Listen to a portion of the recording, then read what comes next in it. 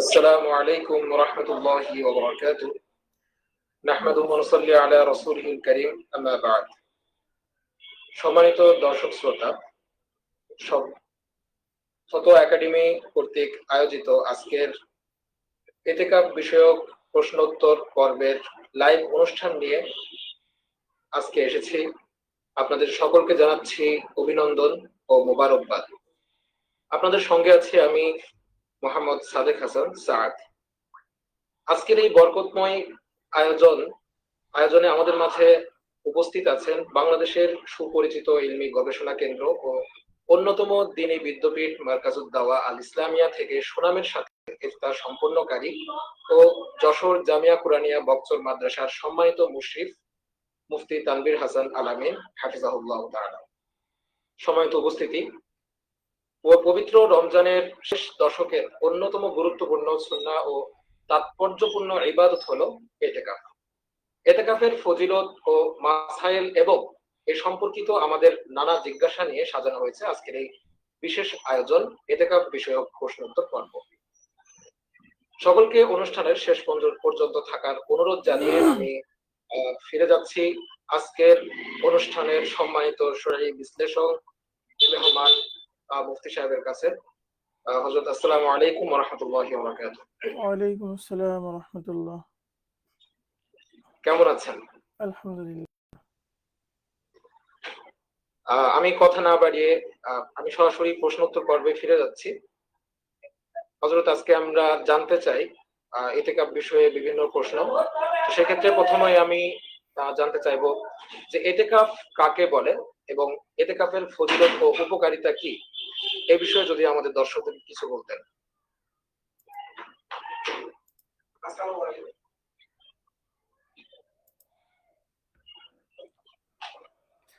আচ্ছা, মাশাআল্লাহ। সম্মানিত দর্শক বিন্দুদেরকে আমরা মাহে রমজানের শুভেচ্ছা জানিয়ে আজকের আলোচনা শুরু করছি। তো আজকে আমাদের আলোচ্য বিষয়, আমাদের সম্মানিত উপস্থাপক সাহেব যেটা বলেছেন, যে ইতিকাফ বিষয়ক আমাদের জরুরি কিছু বিষয় জানা প্রয়োজন। যেহেতু আগামীকাল সন্ধ্যা থেকেই পুরা দেশব্যাপী, পুরা পৃথিবীব্যাপী সকল মুসলমানরা মাহে রমজানের যে একটা গুরুত্বপূর্ণ ইবাদত, ইতিকাফের যে ইবাদত, এইটা সকলে শুরু করবেন।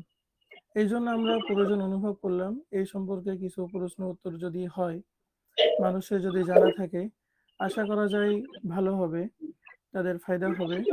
এবং তাদের এই কষ্ট করে যে ইতিকাফটা আমরা যদি মাসাইল জেনে ইতিকাফ করি, তাহলে ইতিকাফ নষ্ট হবে না। আমি নিজেও বিভিন্ন ঘটনার সাক্ষী হয়েছি। বিভিন্ন মানুষ এমন বেখেয়ালিতে না জানার কারণে এমন অনেক কাজ করে ফেলেন, যার কারণে তাদের এই গুরুত্বপূর্ণ ইবাদত ইতিকাফ নষ্ট হয়ে যায়। তো প্রথমেই যে প্রশ্ন, ইতিকাফ কাকে বলে? তো ইতিকাফের বিষয়টা, এটা ইসলামের অন্যতম একটা গুরুত্বপূর্ণ আমল, একটা অনেক বড় ইবাদত। তো ইতিকাফ হলো যে, সাধারণভাবে ইতিকাফ হলো যে মানুষ মসজিদের মধ্যে ইতিকাফের নিয়তে অবস্থান করা। কোন শরঈ মসজিদের মধ্যে ইতিকাফের নিয়তে মানুষের অবস্থান করার নাম হলো ইতিকাফ।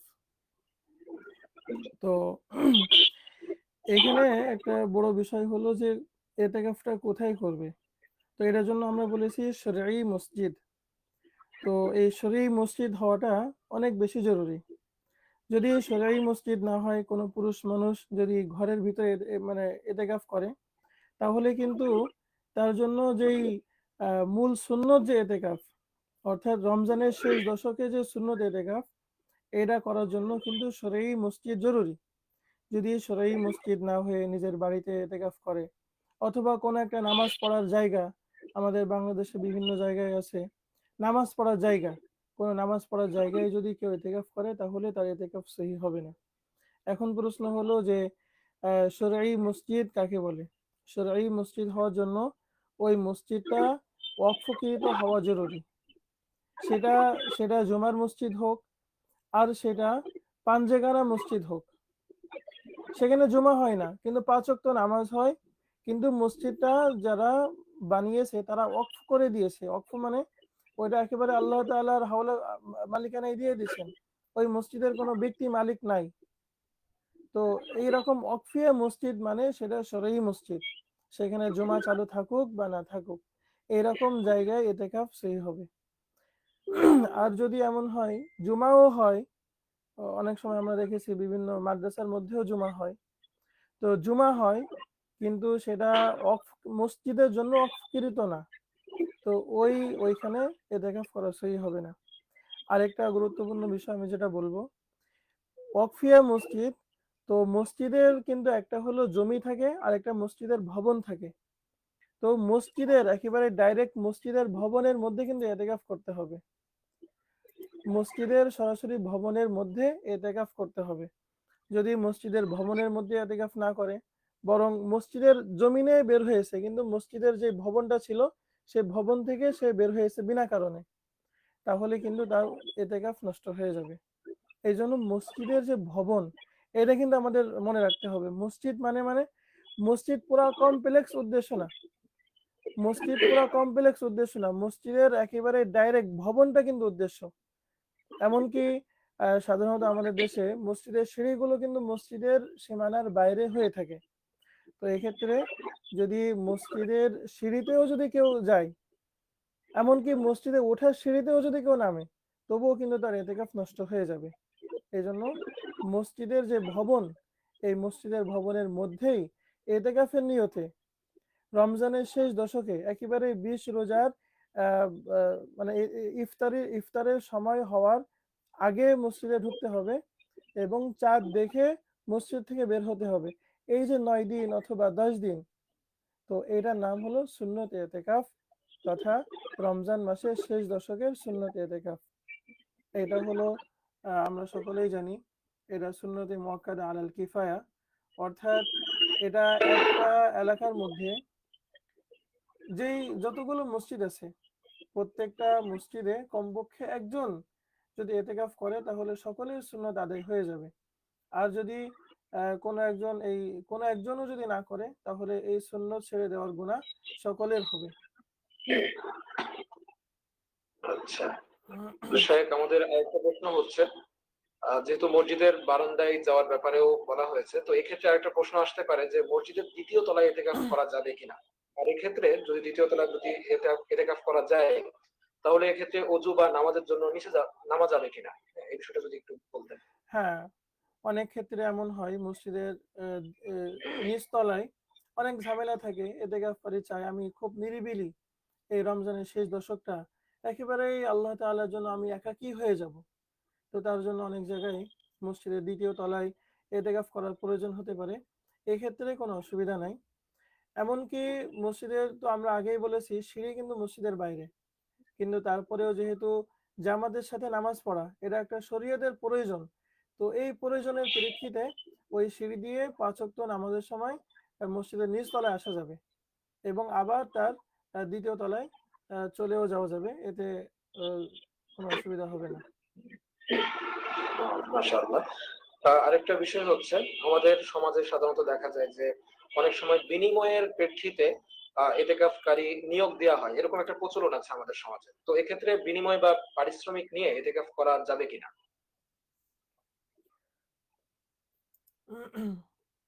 এটা আমাদের সমাজের অনেক বড় একটা মানে আমাদের অধঃপতন, যে এতেকাফ এটা বান্দা একান্ত ভাবেই আল্লাহ তাআলার সামনে গিয়ে উপস্থিত হবে। এটা এতেকাফের মধ্যে কতগুলো ইবাদতের সমষ্টি এটা, কিন্তু মানে এটা আমাদের জন্য অনেক লজ্জার বিষয় যে আমরা এখানেও এটাকে আমরা বিজনেস বানিয়ে ফেলেছি।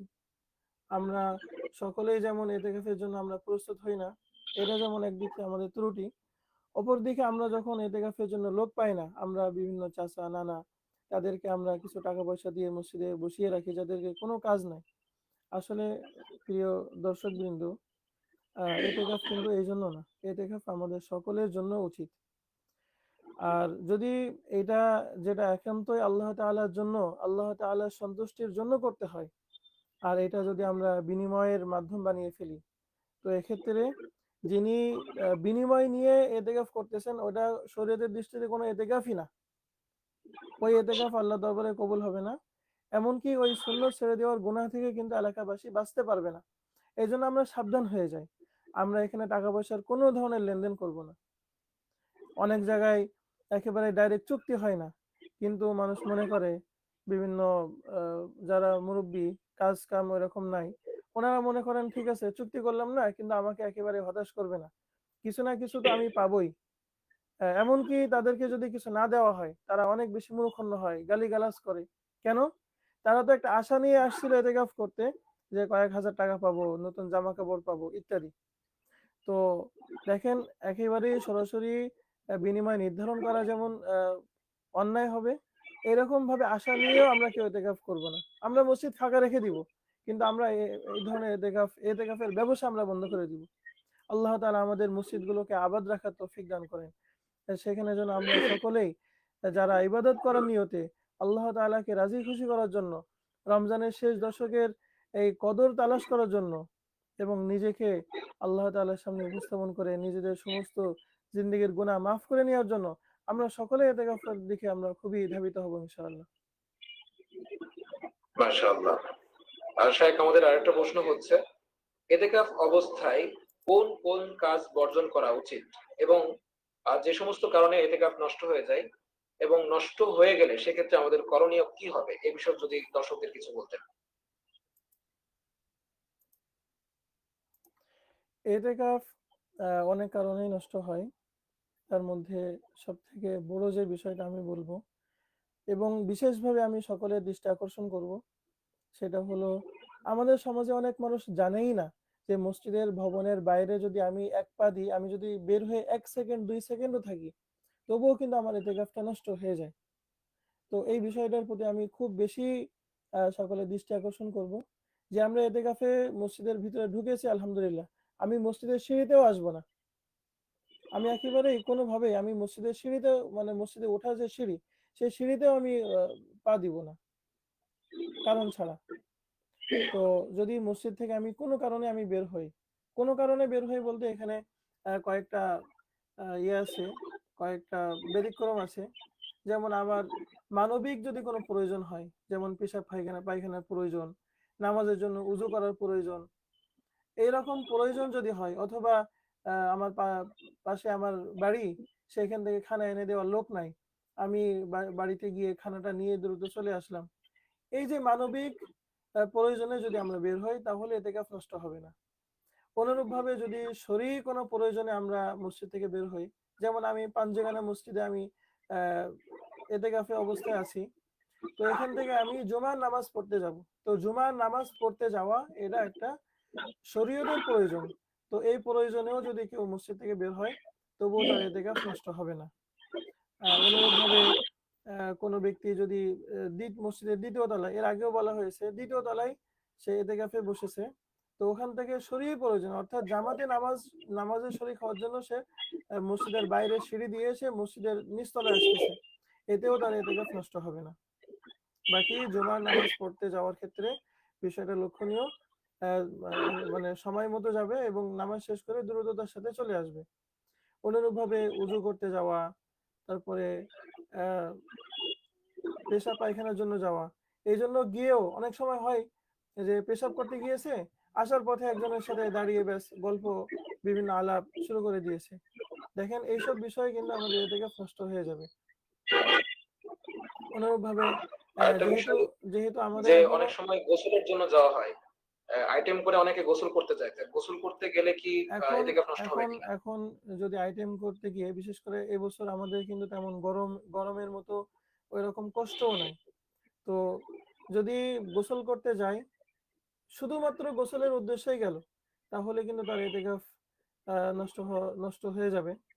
এক্ষেত্রেও কিছুটা ভিন্ন মত আছে, কিন্তু যেহেতু এই বছর আমাদের শীত শীত অবস্থা আছে, এই জন্য এই বিষয়টা এই বছর আমরা গোসলের জন্য, শুধুমাত্র গোসলের জন্য আমরা যাব না। বাকি আমরা যে কাজটা করতে পারি, গোসল না করলে আমাদের ইবাদত বন্দেগীর মধ্যে মন বসে না, এই বিষয়টাও তো আমাদের এখানে আছে। তো সেই ক্ষেত্রে আমরা যে কাজটা করতে পারি, আমরা যেহেতু এতেকাফে বসবো, তখন উযুর প্রয়োজন হবে।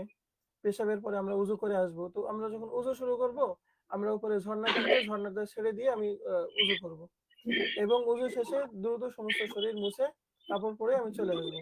তাহলে আমাদের এতেকাফ নষ্ট হবে না। অনুরূপভাবে গ্রাম অঞ্চলে যারা আপনারা পুকুরে উজু করেন, তো পুকুরে আপনারা কি করবেন, গলা পর্যন্ত নেমে উজু করবেন। তাহলে একটা ডুব দিয়ে আপনারা খুব সহজেই দ্রুত উজু হয়ে গেল, সাথে গোসল হয়ে গেল। এইভাবে আমরা করবো ইনশাল্লাহ। আমরা শুধুমাত্র গোসলের উদ্দেশ্যে আমরা মসজিদ থেকে বের হব না, এটা আমাদের এতেকাফ একটা ঝুঁকির মধ্যে পড়তে পারে। আচ্ছা, মাশাআল্লাহ। আমাদের সমাজে সাধারণত মসজিদের যে মেহরাব থাকে এটা নিয়ে অনেকের অনেক রকম মন্তব্য থাকে। তো এই ক্ষেত্রে এতেকাফ অবস্থায় মসজিদের মেহরাবে যাওয়া যাবে কিনা, যে ক্ষোভটা আছে? এতেকাফ অবস্থায় মসজিদের মেহরাবে যাওয়া যাবে, এতে কোনো অসুবিধা নাই। আগের কালের অনেক সময় এমন হতো, মেহরাবগুলো মসজিদের ভবনের বাইরে হতো, কিন্তু এখন আমরা সকলেই জানি আমাদের দেশের যে মসজিদের মেহরাবগুলো আছে ওটা অবশ্যই মসজিদেরই অংশ। এই জন্য ওখানে যদি কোনো ব্যক্তি যায় তাহলে এতেকাফের কোনো ক্ষতি হবে না। আচ্ছা। আরেকটা বিষয় হচ্ছে, যদি কেউ মসজিদের নিচতলায় হোক অথবা দ্বিতীয় তলায় কোনো কারণবশত তাকে এতেকাফ করতে হয়েছে, তো এমত অবস্থায় গোসল করে দেখা যাচ্ছে জামা কাপড় নেড়ে দেওয়ার প্রয়োজন হয়। তো যদি কেউ ছাদের উপরে নেড়ে দেওয়ার চিন্তা করে বা নেড়ে দিতে চায়, তো ওই ক্ষেত্রে সুযোগ আছে কিনা মসজিদের ছাদের উপরে? আমরা আগেই বলেছি যে মানবিক এবং শরঈ প্রয়োজন ছাড়া মসজিদের বাইরে যাওয়া যাবে না। তো কাপড় নেড়ে দেওয়া এটা তো মসজিদের নিচতলায়ও নেড়ে দিতে পারে, কোনো অসুবিধা নাই। যদি রশি না থাকে একটা রশি টানিয়ে নেবে। কিন্তু এই কারণে অনেকে একটু গোসল করেছে, একটু রোদ পোহানোর জন্য মসজিদের ছাদে যেতে চায়। তো এক্ষেত্রে অবশ্যই মসজিদের ছাদ অবশ্যই মসজিদের অন্তর্ভুক্ত, কিন্তু মসজিদের ছাদে যাওয়ার তো উপায় মসজিদের বাইরে সিঁড়ি ব্যবহার করা। তো মসজিদের বাইরে সিঁড়ি ব্যবহার করলে তার এতেকাফ নষ্ট হয়ে যাবে। বাকি অনেক মসজিদে আমরা দেখেছি মসজিদের একেবারে ভবনের মধ্যে একটা আহ মানে লোহার সিঁড়ি ব্যবহার করা হয়। ওইরকম যদি হয় যে লোহার সিঁড়ি ব্যবহার করে ছাদে যাওয়ার বা তৃতীয় তলায় যাওয়ার মতো সুযোগ আছে, তাহলে আমরা যাইতে পারবো, কোনো অসুবিধা নাই। কিন্তু ছাদে যাওয়া, মসজিদের নিচতলায় বসেছি, বিনা প্রয়োজনে মসজিদের দ্বিতীয় তলায় যাওয়া, তো এই কাজটা করলে আমাদের এতেকাফ নষ্ট হয়ে যাবে। এখানে একটা ছোট্ট লক্ষণীয়, আমরা অনেক সময় নিচতলায় এতেকাফে বসি। উদাহরণস্বরূপ জুমার দিন আমি উজু করতে গিয়েছি, এসে দেখলাম যে মসজিদের নিচতলায় তো আর জায়গা নাই, মুসল্লি দিয়ে পুরা পরিপূর্ণ হয়ে গেছে। তখন আমি দ্বিতীয় তলায় নামাজের জন্য যাইতে পারবো। শুধু জুমার সময় না, অন্য কোনো সময় যদি এমন হয় যে আমি উজু করতে গিয়েছি, এসে দেখলাম নিচতলায় আর কোনো জায়গা নাই, তো সেই ক্ষেত্রে আমি দ্বিতীয় তলায় গিয়ে জামাতে শরীক হতে পারবো। এমনকি নামাজ শেষে আমি নিচতলায় আমার জায়গায় আমি ফিরে আসতে পারবো, এতে কোনো অসুবিধা নেই। মাশাআল্লাহ। শায়েখ, আরেকটা বিষয় হচ্ছে, অনেক সময় দেখা যায় যে অনেক ব্যবসায়িক মানুষ যারা মোবাইলের মাধ্যমে আপনার ব্যবসা করে, এই ধরনের মানুষ অনেক সময় এতেকাফে বসতে হয়। তো সেক্ষেত্রে মোবাইলে ফ্লাক্সি লোড দেওয়া বা বিকাশে লেনদেন করা, অর্থাৎ ব্যবসায়িক উদ্দেশ্যে টাকা লেনদেন করা যাবে কিনা এতেকাফ অবস্থায়? হ্যাঁ, খুব গুরুত্বপূর্ণ একটা প্রশ্ন করেছেন। এক্ষেত্রে মসজিদের মধ্যে আমরা আগেই বলেছি এতেকাফ এটা হলো একেবারে আল্লাহ তাআলার জন্য এই কয়টা দিনকে একেবারে ফ্রি করে রাখা। অর্থাৎ এই কয়দিনে আমাদের আমাদের উদ্দেশ্যই থাকবে আল্লাহ তাআলাকে রাজি খুশি করা, রমজানের ফজিলতগুলো লাভ করা। এটাই কিন্তু আমাদের মৌলিকভাবে উদ্দেশ্য থাকবে। তো ব্যবসা করা, ব্যবসায়িক পণ্য নিয়ে নাড়াচাড়া করা ইত্যাদি, এগুলো সবই এতেকাফের উদ্দেশ্য পরিপন্থী। এই জন্য এটা অবশ্যই অনুচিত হবে, মাকরুহ হবে। বিশেষ করে বিকাশের ক্ষেত্রে যদি ব্যবসায়িক উদ্দেশ্যে আমরা লেনদেন করি, তো এখানে টাকাটাই কিন্তু তার একটা পণ্য। তো এতেকাফ অবস্থায় পণ্য সরবরাহ করা এটা নিষেধ। তো ফ্লেক্সি লোড দেওয়া, বিকাশে ব্যবসায়িক উদ্দেশ্যে টাকা লেনদেন করা, এগুলো সবই অনুচিত হবে। এগুলো থেকে আমরা ইনশাল্লাহ বিরত থাকবো। বাকি এমন যদি হয় কারো দোকান আছে, তো সেখানে কোনো পার্টির সাথে কোনো যোগাযোগ করতে হচ্ছে বিশেষ প্রয়োজনে, বাকি পণ্য উপস্থিত করেনি, মোবাইলের মাধ্যমে দু একটা কথা বলে দিচ্ছে, তো এক্ষেত্রে মাকরু হবে না। তারপরেও আমরা চেষ্টা করব যারা এতেকাফে বসবো দুনিয়ার সমস্ত ব্যস্ততা থেকে ফারিগ হয়ে, ফ্রি হয়ে, এমনকি মোবাইল ফোন বন্ধ করে আমরা ইনশাল্লাহ এতেকাফে বসবো, যাতে আমাদের পুরো সময়টা আমরা আল্লাহ তাআলার সামনে আমরা নিবেদন করতে পারি। আর একটা বিষয় ছুটে গিয়েছে, আপনি জিজ্ঞাসা করছিলেন যে কোন কোন কারণে এতেকাফ নষ্ট হয়ে যায়। তার মধ্যে একটা গুরুত্বপূর্ণ বিষয় হলো যে এতেকাফ আমি অবস্থায় আছি রমজানের শেষ দশকের এতেকাফ। ওখানে যদি আমার কোনো একটা দিন এমন হয়, কোনো একটা অসুস্থতা বা অন্য যে কোনো কারণে আমার আমি রোজা রাখতে পারিনি, তাহলে কিন্তু আমার ওই সুন্নত এতেকাফ নষ্ট হয়ে যাবে। অর্থাৎ ওই 9 দিন বা 10 দিন সুন্নত এতেকাফের জন্য জরুরি হলো যে প্রতিটা দিন রোজা রাখা। আরেকটা বিষয় জিজ্ঞাসা করছিলেন, যদি এতেকাফ নষ্ট হয়ে যায় তো সেই ক্ষেত্রে করণীয় কি? উদাহরণস্বরূপ আমি 10 দিনের নিয়তে আমি এতেকাফ এতেকাফ করলাম, এতেকাফ শুরু করলাম। কিন্তু ১ম দিনেই দেখা যাচ্ছে কোনো একটা কারণে আমি মসজিদ থেকে বের হয়ে গেলাম বা এমন কোনো ঘটনা ঘটলো যাতে আমার এতেকাফ নষ্ট হয়ে গেছে। তো এই ক্ষেত্রে আ রমজান এই ক্ষেত্রে করণীয় হলো রমজানের যে কয়টা দিন আছে তখন তো আর সুন্নত এতেকাফ হবে না। বাকি নফল এতেকাফের নিয়তে ওটাকে কন্টিনিউ করবে। এটা হলো ১ম কাজ। আর ২য় কাজ হলো যে রমজানের বাইরে ঈদের রমজানের পরে গিয়ে কোনো একটা দিন ২৪ ঘন্টা একেবারে একটা দিন একটা রাত এমনকি দিনের বেলা রোজা রাখবে। এই অবস্থায় ২৪ ঘন্টা এতেকাফ সে কাজা করবে। ১০ দিনের এতেকাফ করছিল, এখন ১০ দিন করা জরুরি না। তখন ১ দিনের এতেকাফ করবে এবং ওই দিনটা রোজাও রাখতে হবে। এটা জরুরি। জি, আচ্ছা, মাশাআল্লাহ। এক্ষেত্রে আপনার কাজা করার ক্ষেত্রে ২৪ ঘন্টায় তো রাখতে হবে। জি। আর যদি উদাহরণস্বরূপ যদি উদাহরণস্বরূপ কারো এমন হয় যে দিনের বেলা কেউ কারো মানে এতেকাফ নষ্ট হয়ে গেছে, তো এক্ষেত্রে কি ১২ ঘন্টা রাখবে এরকম কোনো কিছু না, আছে কিনা? এরকম কোনো বিষয় নাই। রমজানের শেষ দশকের এতেকাফ সেটা যখনই নষ্ট হোক না কেন, এমনকি দেখা যাচ্ছে ৩০তম দিন সে আছে। ৩০তম দিন আসরের পরে সে বাইরে বের হয়েছে। অর্থাৎ কয়েক ঘন্টা কিন্তু আর বাকি আছে, ১ ঘন্টা বা কয়েক মিনিট বাকি আছে তার এতেকাফের। তখনও যদি তার এতেকাফ নষ্ট হয়ে যায়, সেক্ষেত্রেও তার রমজানের বাইরে পুরাপুরি ২৪ ঘন্টা এতেকাফ কাজা করতে হবে। এমনকি ওই দিন রোজাও রাখতে হবে। জি। আরেকটা বিষয় হচ্ছে আমাদের সাধারণত সমাজের মসজিদগুলোর সাথে মসজিদ সংলগ্ন আপনার মসজিদের কামরা থাকে যেগুলো ইমামের জন্য নির্ধারিত থাকে। তো এই কামরাগুলোতে প্রবেশ করা যাবে কিনা? হ্যাঁ, মাশাআল্লাহ সুন্দর একটা প্রশ্ন করেছেন। তো এক্ষেত্রে করণীয় হলো আ আমরা দেখেছি বিভিন্ন জায়গায় বিভিন্ন রকম আছে যে কোনো জায়গায় ইমামের যে কামরা সেটা মসজিদের ভবনের মধ্যে আছে। এটা আমরা দেখেছি। আ আবার অনেক ক্ষেত্রে এমন আছে যেটা মসজিদের ভবনের বাইরের অংশ। যেটা মসজিদের সিঁড়ি ব্যবহার করে একেবারে মসজিদের বাইরে। আবার অনেক জায়গা আছে মসজিদের ভিতরে। তো মসজিদের ভিতরে যদি হয় তাহলে এতেকাফ অবস্থায় ইমাম সাহেব হোক, মুয়াজ্জিন হোক বা মসজিদের যেকোনো মুসল্লি হোক ওই রুমে যাইতে পারবে। আর মসজিদের ভবনের বাইরে যদি রুমটা হয়ে থাকে তাহলে সেটা ইমাম হোক, মুয়াজ্জিন হোক, যেই হোক সে যাইতে পারবে না। জি। তাহলে আমরা অনুষ্ঠানের প্রায় শেষ লগ্নে চলে এসেছি। আমরা সর্বশেষ প্রশ্ন হিসেবে জানতে চাইবো যে মহিলাদের এতেকাফ করার পদ্ধতি কেমন হবে এবং তারা কিভাবে এতেকাফ করবে?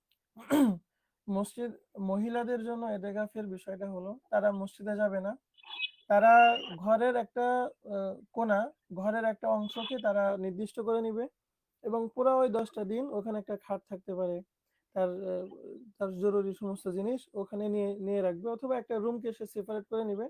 সেখানে আমরা যেমন মসজিদে এতেকাফ করি, ওই মহিলারা ওই রুমের ভিতরে এতেকাফ করবে। ওই রুম থেকে বের হবে না। ওই রুমের যদি বের হয় তাহলে তার এতেকাফ নষ্ট হয়ে যাবে। আর এক্ষেত্রে আমি সম্পূরক কয়েকটা বিষয় বলি যে কি কারণে মসজিদ থেকে বের হওয়া যাবে সেটা আমরা বলেছি। তো এখানে কয়েকটা বিষয় আমাদের ভুল ধারণা হয় সেটা একটু বলি। যদি জানাজা পড়ার জন্য আমরা মসজিদ থেকে বের হই, তাহলে কিন্তু আমাদের এতেকাফ নষ্ট হয়ে যাবে। অনুরূপভাবে দেখা যাচ্ছে আমার আ খুব নিকট আত্মীয় অসুস্থ হয়েছে। এখন রোগী দেখতে যাওয়া অবশ্যই সওয়াবের কাজ। কিন্তু এতেকাফ অবস্থায় যদি আমি যাই তাহলে কিন্তু এতেকাফ নষ্ট হয়ে যাবে।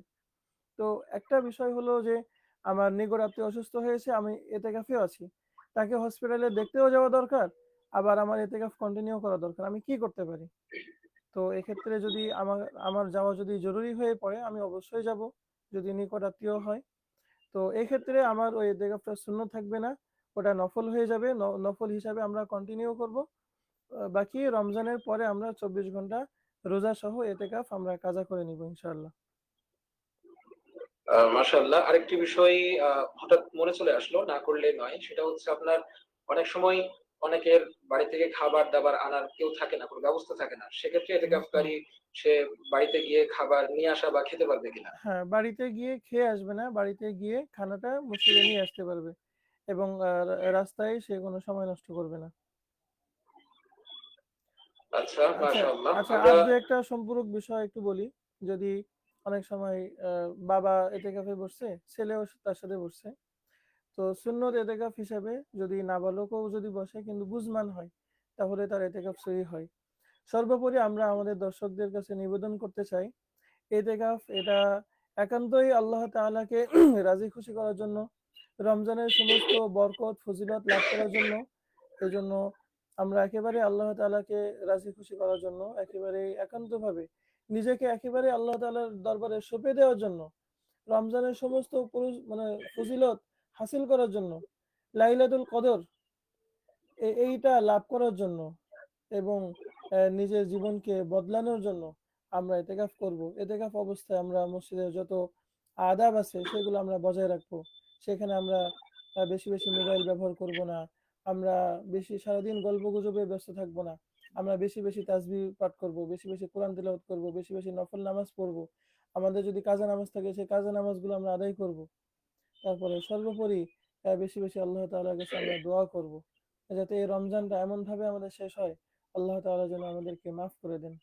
আমরা যেন ক্ষমাপ্রাপ্ত বান্দাদের কাতারে আমরা আহ, যুক্ত হই। সর্বোপরি আল্লাহ তাআলার সাথে আমাদের সম্পর্কটা যেন অত্যন্ত মজবুত হয়, এই লক্ষ্য নিয়ে আমরা এতেকাফ করবো ইনশাআল্লাহ। আল্লাহ তাআলা আমাদের সকলকে তৌফিক দান করেন এবং যারা এবছর এতেকাফে বসার নিয়ত করেছেন, আল্লাহ তাআলা সকলকে ভরপুর কবুল করেন। আমিন, আমিন। আমরা শেষ প্রান্তে চলে এসেছি অনুষ্ঠানের। শেখ, আপনাকে অসংখ্য ধন্যবাদ। জাযাকাল্লাহু খায়রান ওয়া আপনাকে আহসানাল অনেক জাযা। শুক্রিয়া। সম্মানিত দর্শক, আপনারা এতক্ষণ উপভোগ করলেন ফতোয়া একাডেমি কর্তৃক আয়োজিত এতেকাফ বিষয়ক প্রশ্নোত্তর পর্ব। আজকের মতো এখানেই লাইভ অনুষ্ঠানের সমাপ্তি ঘোষণা করছি। এতক্ষণ যারা আমাদের সাথে যুক্ত ছিলেন সবাইকে আমি আবারও স্বাগত জানাচ্ছি এবং ধন্যবাদ জানাচ্ছি, মোবারকবাদ জানাচ্ছি। তো আজকের মতো এখানেই সমাপ্ত করছি। সকলে ভালো থাকবেন, সুস্থ থাকবেন। ওয়া আখিরু দাওয়ানা আলহামদুলিল্লাহি রাব্বিল আলামিন। আসসালামু আলাইকুম ওয়া রাহমাতুল্লাহি ওয়া বারাকাতুহু।